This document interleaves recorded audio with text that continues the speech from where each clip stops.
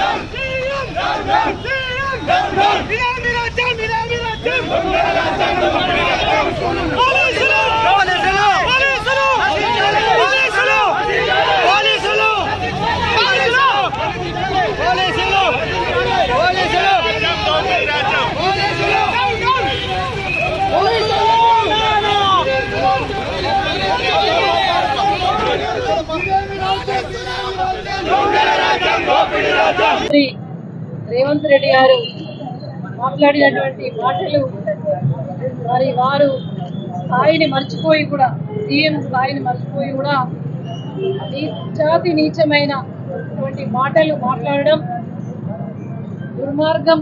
అదేవిధంగా ఇది మహిళా లోకానికి ఒక చీకటి రోజు, సభ్య సమాజం మహిళా సమాజం అంతా కూడా తలదించుకునే విధంగా ఈరోజు రేవంత్ రెడ్డి గారు మాట్లాడడం, నిండు అసెంబ్లీలో మరి మహిళలను గౌరవించాల్సింది పోయి ఇవాళ అవమానించే విధంగా వారిని మాట్లాడడం అనేది అదొక అసెంబ్లీయా లేకపోతే గౌరవ సభనా అనే కల్పించే విధంగా నిన్న మరి రేవంత్ రెడ్డి గారు మాట్లాడిన మాటలకు మరి ఇలా మహిళా లోకం అందరూ కూడా మరి శాసన సభ్యులైనటువంటి మహిళలు మరి కవితా ఇంద్రారెడ్డి గారు, సునీతా లక్ష్మారెడ్డి గారిని మరి రేవంత్ రెడ్డి గారు మరి వీళ్ళందరూ ఏబట్టి జూబ్లీ బస్టాండ్లో వీళ్ళు చెప్పే మాటలు వింటే జూబ్లీ బస్టాండ్లో అడుక్క తినడమే అనే విధంగా మాటలు మాట్లాడడం ఒక దుర్మార్గానికి పరాకాష్ట అని చెప్పేసి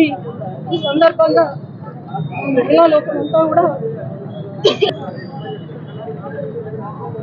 దీన్ని పూర్తిగా కూడా ఖండిస్తా ఉన్నది।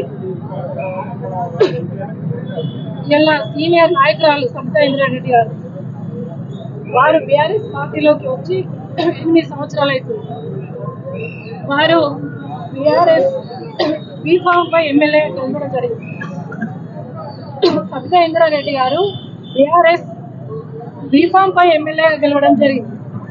ఇవాళ రేవంత్ రెడ్డి గారు మరి ఎందుకు ఈ విధంగా మాట్లాడుతున్నారు, ఎందుకు మహిళలను టార్గెట్ చేస్తూ ఉన్నారు అంటే ఎన్ని ప్రలోభాలు పెట్టినా కూడా మరి పార్టీ మారతలేరు, మరి ఇతర శాసనసభ్యుల మీద మరి ఒత్తిడి పెట్టినట్టుగా వీరి మీద కూడా అసెంబ్లీలో అవమానపరిస్తేనే మరి వీళ్ళు దానికి తలొగ్గి పార్టీ మారుతారనే ఒక మరి దురుద్దేశంతో మరి అలా రేవంత్ రెడ్డి గారు మరి ఆ విధంగా సభలో మాట్లాడుతున్నారా అనేది నిజంగా కూడా మరి ఇదే రేవంత్ రెడ్డి గారు ఏమని చెప్పారు,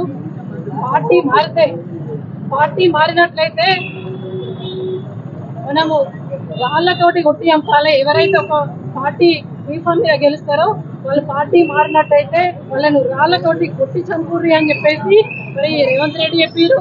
రాహుల్ గాంధీని ఎంటీవీ న్యూస్ తెలంగాణ న్యూస్ ఛానల్లో మరికొన్ని కొత్త అప్డేట్స్ కోసం లైక్ చేయండి, షేర్ చేయండి, సబ్స్క్రైబ్ చేయండి। Thank you.